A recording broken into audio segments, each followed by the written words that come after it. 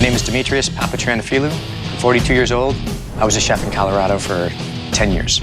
A lot of people ask me why, when I switched from cooking to blacksmithing, why they're so far apart. Just remind them that they're both playing with fire. My name's Storm Richardson. I'm 26 years old. I'm definitely anxious. What are we gonna have to do? How can I do it better than everybody else? And when do I start? My name is Dan Hurtado. I'm 46 years old. I'm here for the same reason that I got into bladesmithing in the first place, because it's fun, it's challenging, it's unconventional. My name is Neil Kamimura. I'm 36, and I'm from Kailua Kona, Hawaii. Bladesmithing is part of my heritage. My great-grandpa was a blacksmith, and 8 months ago when watching Forged in Fire with my son, he asked me why I didn't do it. And the moment that I forged my first blade was the moment I knew that that's what I would be doing for the rest of my life. Bladesmiths, welcome to the Forge. You're here to engage in 3 rounds of edged weapon making competition specifically designed to test every aspect of your capability, all in the pursuit of a title, Forged in Fire champion, and 10 grand. Let's go ahead and meet our panel of expert judges. AVS Mastersmith Jay Nielsen, Historic Weapons Recreation Specialist David Baker, and last, Kali martial artist and edged weapons specialist Doug Marcaida. Because this is Forged in Fire and we like to throw curveballs at people, in the first round of competition today, you'll be using these. Mining tools. There's just a bucket of coal and mining tools. I hope we don't have to use both. You also have those 2 pieces of 1085 steel on your anvils that you can use to forge those blades. So choose your mining tools wisely because all of these tools are made from different types of steel. In the second round, you'll be attaching handles to your blades to turn them into fully functional weapons that will then be tested for strength and durability in a coconut chop and for edge retention in a ratchet strap slice. All right, gentlemen, grab your steel because your 10-minute design window starts now.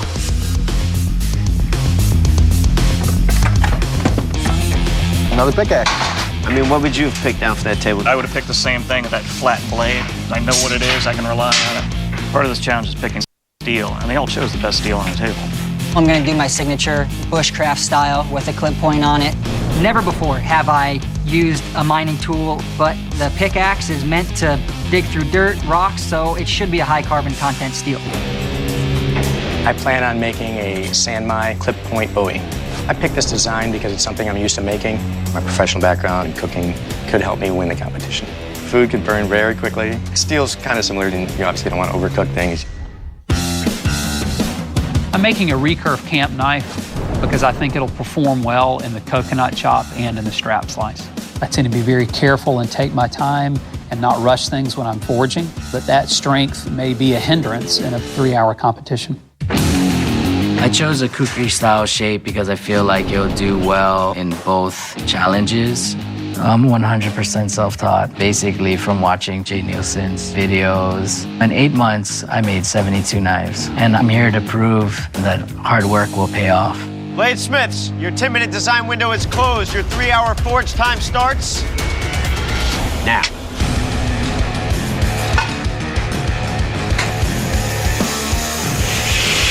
It's like 4th of July in here. We have the option using 1085 carbon, but I'm gonna play it safe. I'm not gonna do a forge weld. It's still more beneficial for me to go with an unknown source of steel than to spend my time possibly doing a forge weld that might not have a good hardened spine. I'm definitely a very competitive person, so right off the bat, I'm just running around like a chicken with his head cut off. Welding! Making sure I accomplish all the things that I need to accomplish. Storm is living up to his name right now. There is just a storm of activity around that guy. I'm in a time crunch, so I'm running, and I'm getting things done as fast as I need to get them done. Come on, baby, get hot. Interesting, he's putting the whole pickaxe head into the forge. My plan is to use the back spike as a handle. That saves me the trouble of having to go to the bandsaw and cut it off. I've got a built-in handle, why not use it? I like to hope that he's going to try stretching one end of that pickaxe out, see how much he can get out of it. I'm not going to try and forge weld. I trust this steel better than I do my time management. I chose to go with the 1085 inside the steel from one of the pickaxes into a nice, big, thick billet, forge welded. Of all of our smiths, Dimitrios is the only one planning on doing a forge weld. Is it worth the risk? If you know how to forge weld, those pieces of steel should weld up beautifully. Oh yeah, it should be no problem. With mild steel from the pickaxe, I created a V, like a slot where I could put my high carbon billet into. He has inlaid the 1085 core into that sandwich construction. Yep, the metal taco, yeah. Hopefully everything will go well. My plan is whack the metal really hard. Bladesmithing has changed my life because it's a way to channel all my anger, all my passion. Kid's going after it, man. Everything can pour into one thing. My concerns is that I'm only using one metal, but I'm doing what I feel comfortable with. Bladesmith, 30 minutes has already elapsed. Going? Go, go, go, go, go, go. I wonder if Storm always moves into like this speed with this intensity. I'm pretty sure he does. After I got the blade profile the way I wanted, start drilling holes for my dowel to go through. The bits are screaming. Oh my gosh. So 2 things are going on. Either the bit is very dull or my blade's already hard. Storm, grabbing a new drill bit. I've probably got 10 or 15 minutes into drilling one hole. There he goes. All right. I'm loving this power hammer. This thing does in seconds what it would take me hours and lots of aspirin to do. I feel great. Woo! I let this get a little bit too thin. I'm gonna nip that off, make a rectangular billet, and then go to the hand hammer. As straight as it's gonna get. I've shaped it the way I want to using hammer and tongs. Now it's time to go to the grind. I'm doing my best to focus on my work, to not look at anybody else's. If I can be careful, not make silly mistakes, then I feel confident I can turn out a good blade. I don't have a power hammer at home. I've never even seen one. I prefer to hammer shape it. I just saw Neil pour water at the heel of his anvil. And every so often while he's hammering, he goes back to dip it in there. What's that all about? That's a technique based mostly in Japan when that metal strikes the hot steel and blows scale off. I remember my great-grandfather pouring water onto his homemade anvil and hitting it, and that's what symbolized the blacksmith to me. I'm gonna try and stand out by doing something with a little bit more of my style, which is more of an artist's approach. Yeah, he's just marking that blade up. I like it. I'm trying to create something a little bit more artistic. I think straight lines complement curves. He's putting some part of himself in there, the look. Something that's a little bit more imperfect but handmade. I designed a samurai clip point bowie, but I changed the design of my blade when I saw I wasn't going to get wide enough to be able to fit all the way over my billet. Dimitrios doesn't have a whole ton of steel to work with there. Now I'm making a drop point chopper or slicer, so to speak. I can make these changes on the fly. Now I'm ready to heat treat, get it in the oil, blow some smoke off.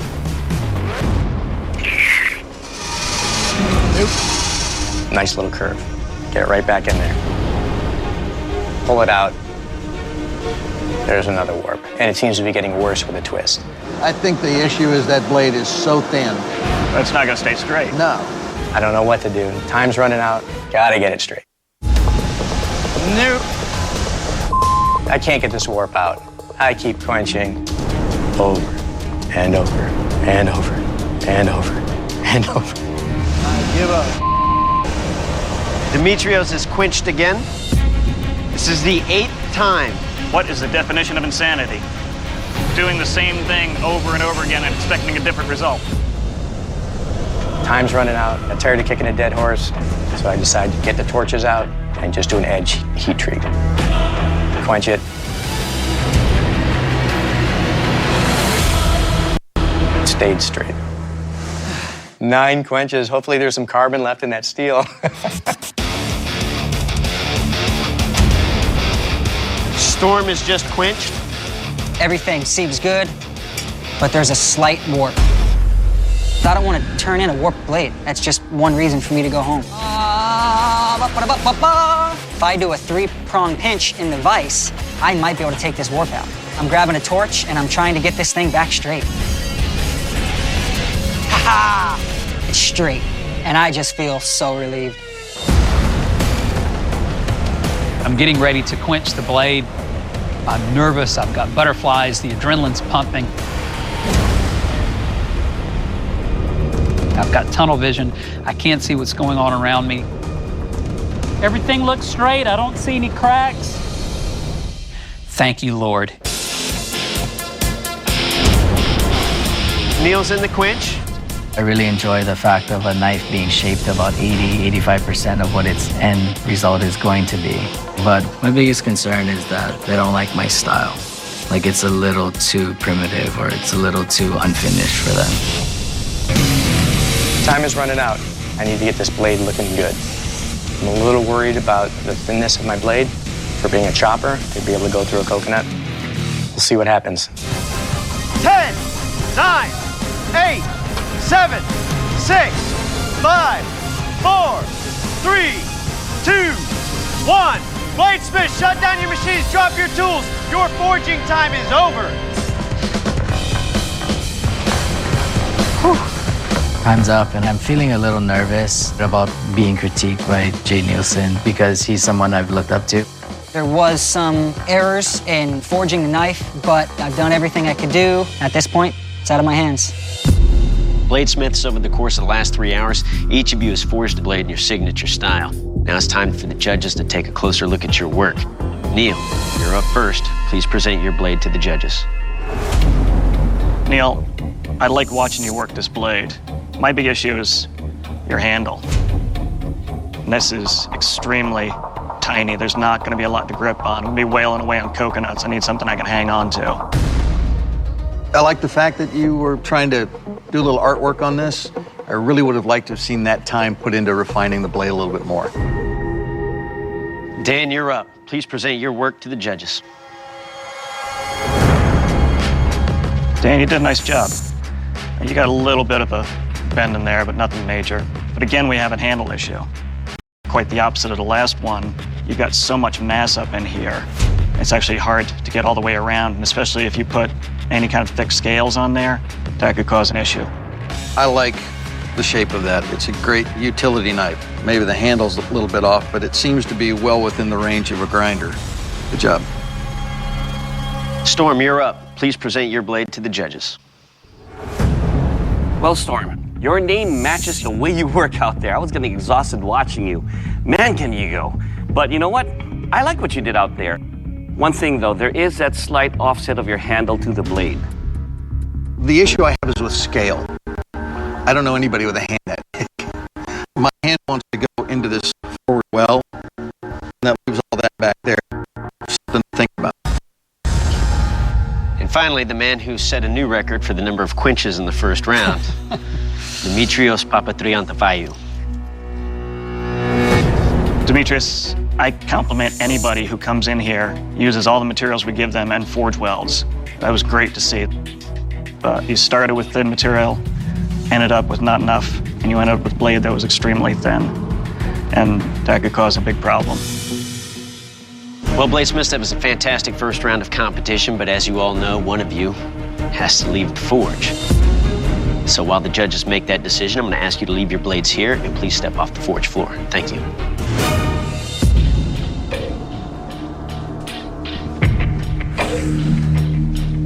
Oh, here we go. Moment of truth. All right, judges, let's take a closer look at our Smith's blades. We'll start with Dan. I really like that shape. A good camp knife, good hunting knife. But we get into this problem with handles where Smiths just don't think about shaping their handle. It just needs to be adjusted before it's really comfortable in the hand. Okay, let's move on to Nils down there on the end. It's a good-looking blade, man. That's going to be a heck of a coconut. Thank you. I like the overall shape of the blade. The one issue I have is his handle. When you put your hand around it, it doesn't feel comfortable. It feels like the blade wants to rotate around. But overall, he's got a great blade to that. If he can fix the handle issue, that should be a good blade to look at. Okay, let's move on to Dimitrios. Go big or go home. He chose to use 2 separate steels to forge weld them together, but he didn't use enough. Because of that, he had to overgrind some stuff, and you can see that right here on both sides, especially with that warp he was chasing. Big props for Forge Weld. Oh, thanks, I mean, guys. that's great. Last blade, Storm's blade. I like where Storm's going with this, but his hammer strikes and his grinding were very erratic. There's multiple dips, deviations all the way down this blade, and then he's got move material on this side also for the warp and the handle, and I'm not sure if he's going to be able to pull that off. So you judges have a decision to make. Doug, have you made your final decision? Yes, I have. Dave? Yeah. Jay? Yeah. All right, let's go tell our Smiths. The judges have completed their deliberation, and they've made a final decision. It's time for one of you to leave the forge.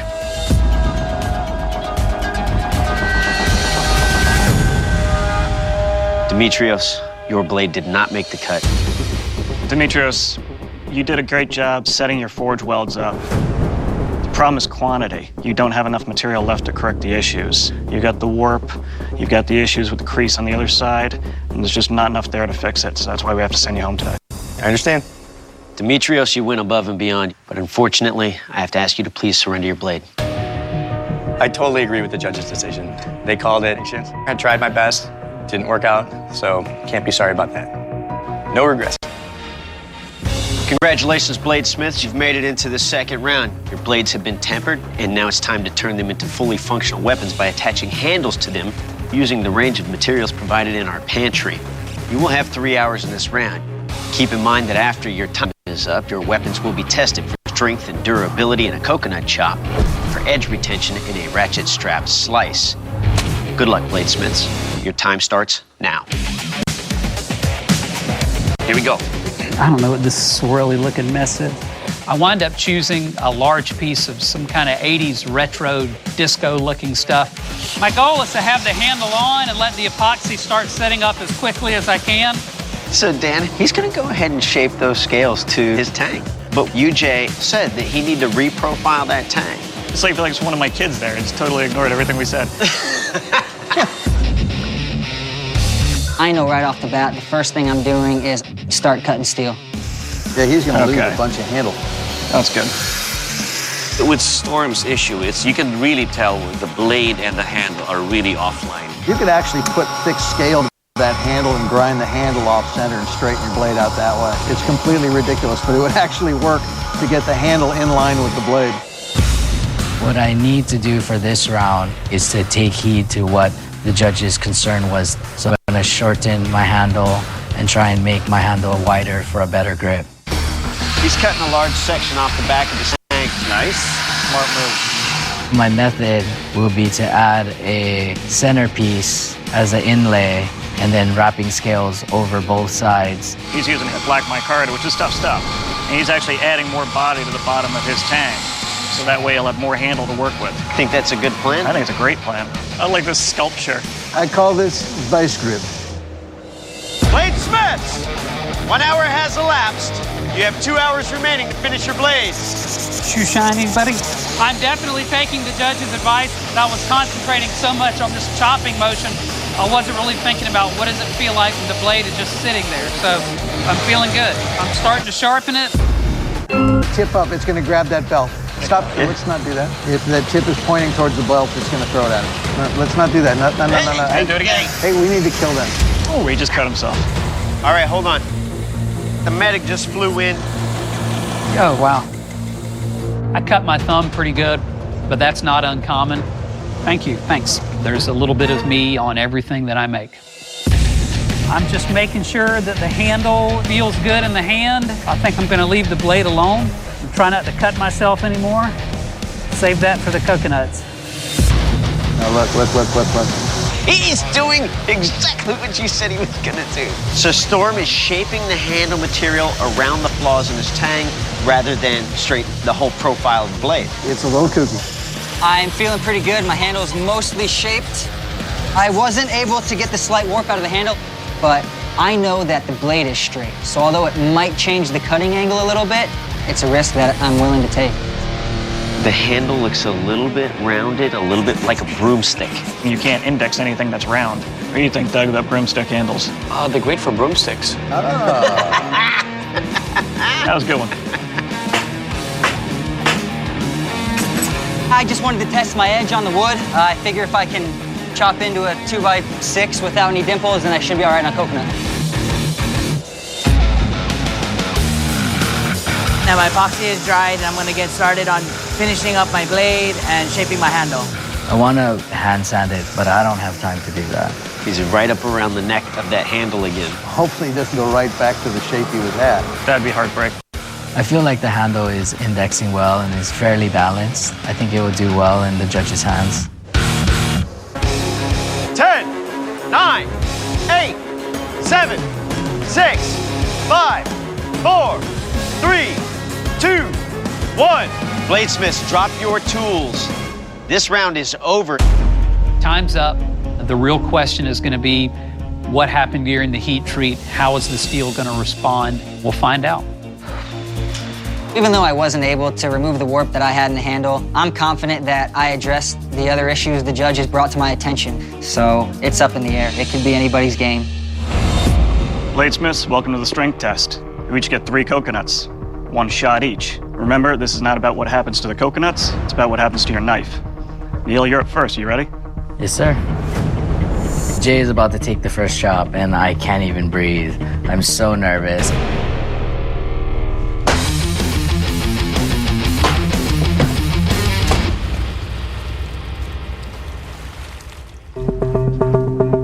Neil, it chopped cleanly. It felt comfortable. Got a little bit of a curve to the blade, but you had that before. Your edge held up fine.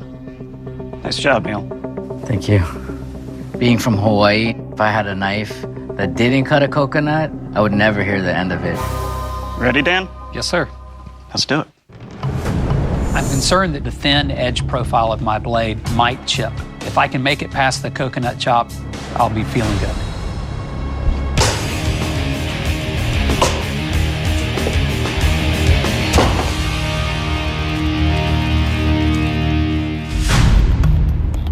Dan, I was concerned because you have a much thinner edge here, but apparently you dialed the heat treat in just right.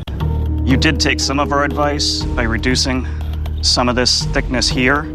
Wish it had been a bit more because you have that bend in the blade. It's not in line with my hand, but it held up tight. Nice job, Dan. Thank you.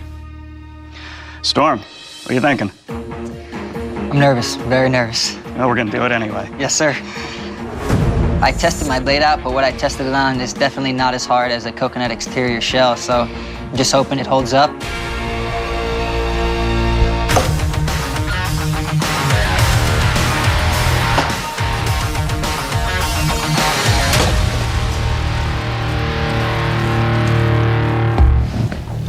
My heart's beating out of my chest. Storm, we've got some definite edge damage, some chipping and rolling. I'm worried that all of that over-forging, continually heating, straightening, might have pulled some of the strength out of your blade. Your handle stayed tight, though. I appreciate the fact that you have, that little bit of belly on there. That helps me hold on to it. Didn't hold up 100%, but you still did a very nice job. Thank you kindly.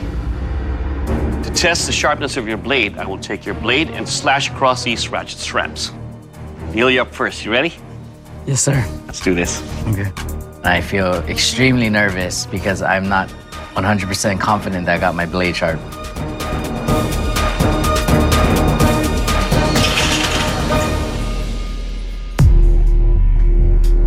Well, Neil, it's nice you made the little adjustments that we requested. Your little finger weld there did not get in the way. It's very smooth, but it feels good in the hand.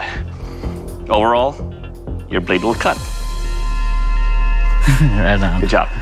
Dan, you're up next. You ready? Yes, sir. Let's do this. And I'm glad that it's Doug handling the knife instead of me, because my palms are so sweaty I wouldn't be able to keep a grip.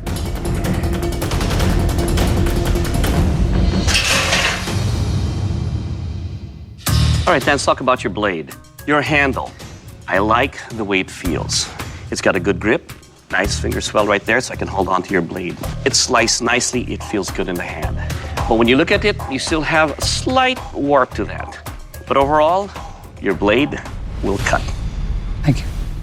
All right, Storm, it's your turn. You ready? More than ever. Let's do this. I've got an imperfection that nobody else has. So at this point, if I don't get through all 5, I'm going home.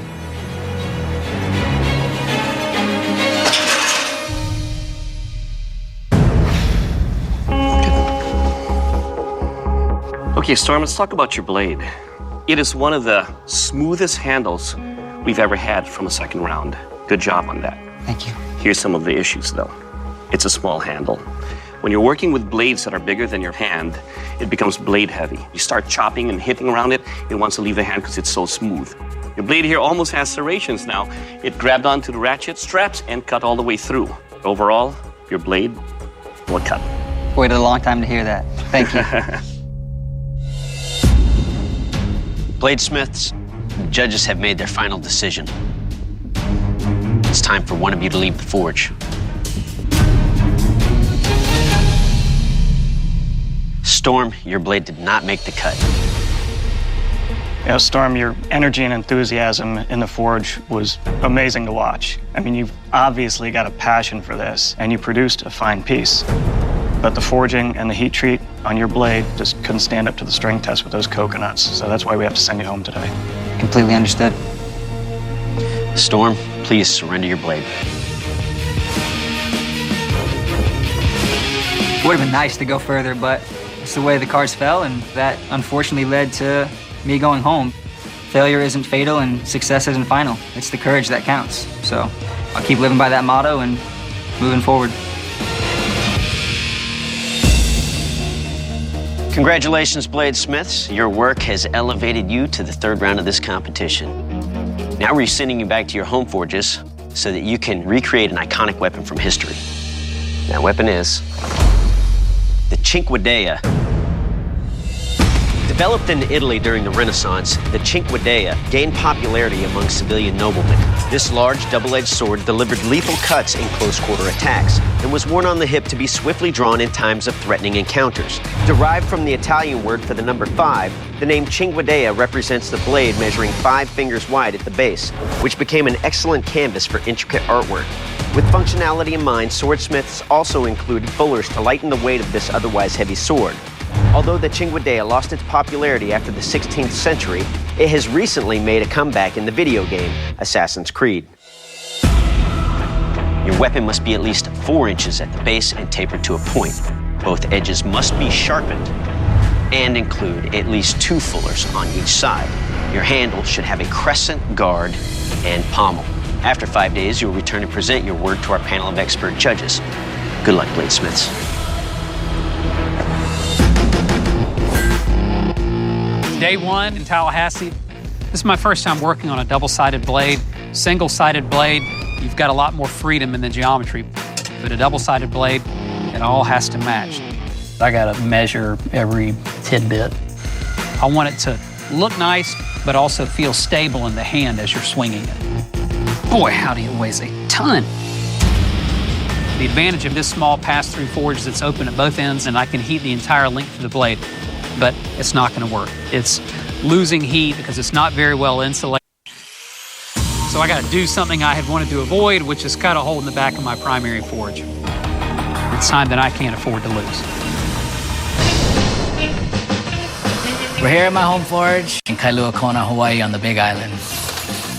This is going to be the most challenging thing I've made so far. I don't even know how to pronounce it. I'm using a leaf spring that I got at a junkyard. I find there's a beauty in taking something that somebody would throw away and making it into something they keep forever. So I'm trying to incorporate the rest of the metal into an integral guard by bending these pieces down. I literally do everything by eye. I rarely measure anything.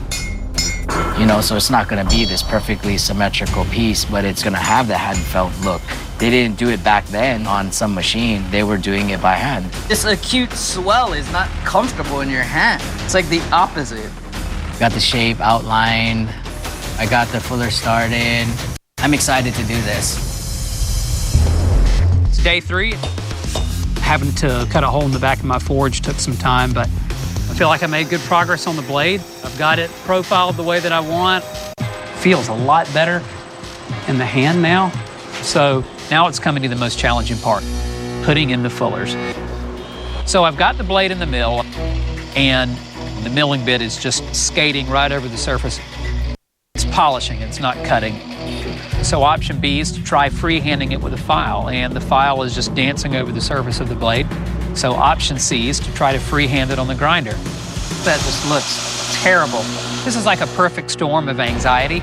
Doing something for the first time that's very challenging. How to solve this problem. $10,000 on the line.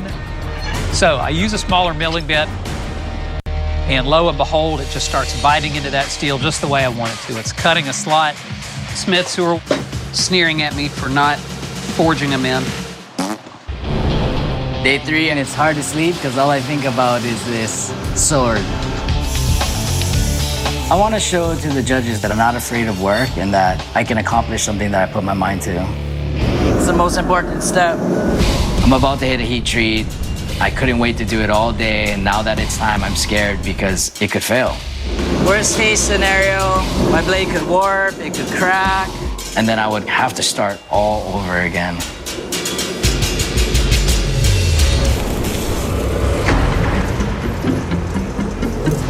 No warps, no bends. It was straight.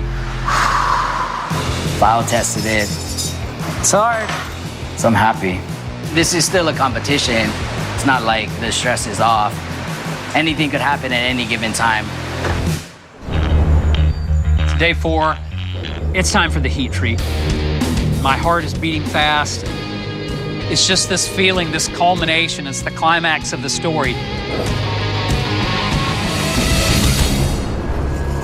If anything is going to go wrong, it's going to happen now. As I'm watching it, I can visibly see it starting to curl over. If I'm going to keep this blade straight, now is the time. Don't you do it! Don't you do it! Don't you dare!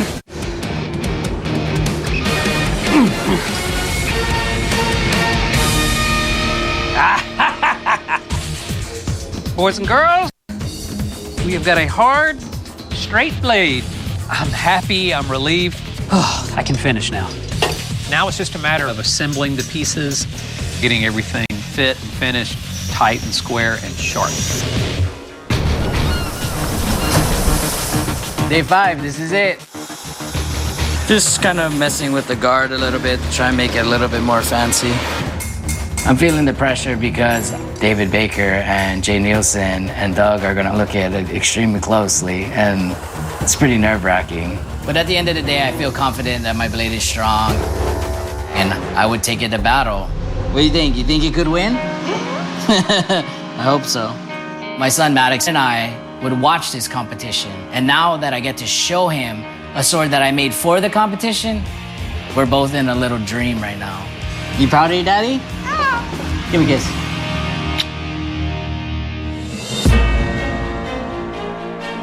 Dan, Neil, you've had 5 days at your home forges to work on your Chinguadea.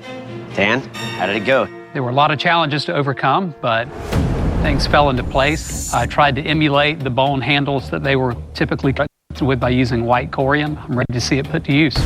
All right, Neil, tell us about your weapon.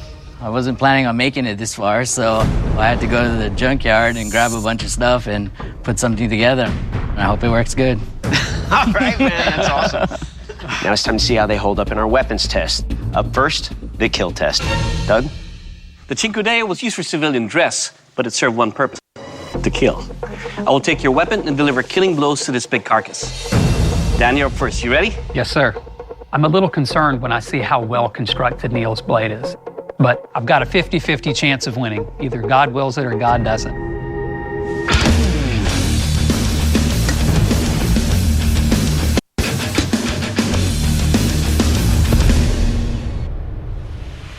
All right, Dan, on the backhand slash, cut all the way through and lacerated the ribs.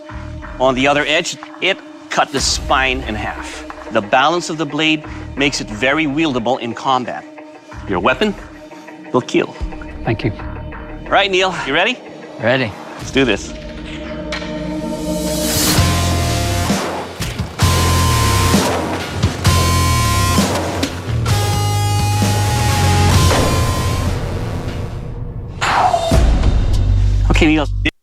is heavier compared to Dan's blade. But the edges are sharp enough to lacerate the spine all the way through. The base and the weight allows for a power slash. Overall, your Cinquedea will kill. Good job. My son is going to flip out. He was just like, just make sure it kills so Doug can say it. So mission accomplished. Up next is the sharpness test. We will test both edges of your blades by delivering a strike across these ratchet straps. Dan, you're up first. You ready? Yes, sir. Let's do this.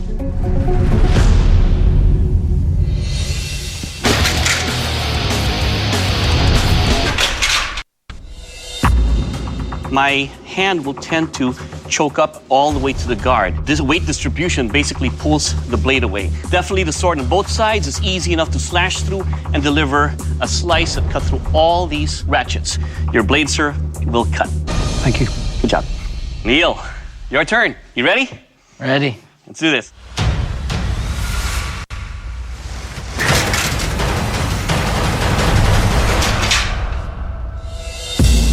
The dimensions of your handle really fit my hand. Anywhere I go, it stays right where it has to be. Your edge easily cut through these ratchets on both sides. Your blade will cut. Good job. Right on. Next up is the strength test. Dave? Gentlemen, to test the strength of your weapon, I'm going to chop into this ice block 4 times with each edge of your sword. My heart just sinks. That was the one test I was hoping we were not going to have. Dan, you're up. Are you ready? Yes, sir. Okay. I chose to go for mobility and sharpness rather than durability, so something bad might happen.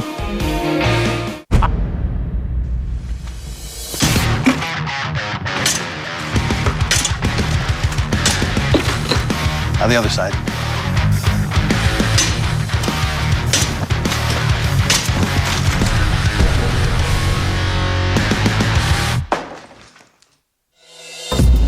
Well, I don't see any chipping or warping, so the edge held up very nicely. That guard is so lean that as I'm striking, the blade wants to turn in my hand. Okay. But I did a good job. Nicely done. So Neil, your turn. You ready? Ready. I'm so nervous because if you say that you can commit to coming to this type of competition and you can't live up to it, you're not doing what you're saying. For me, I take that really serious.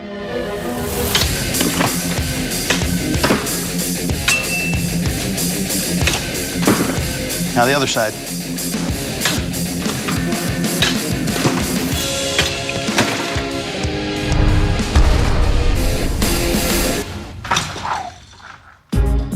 This is heavy.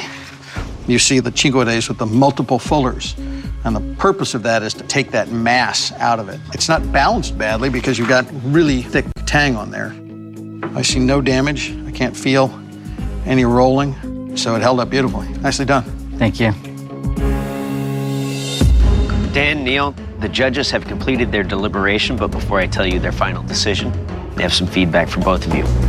Neil, the scale of your blade to your handle is just so dialed in, and even though it's a heavy piece, it feels right in the hand.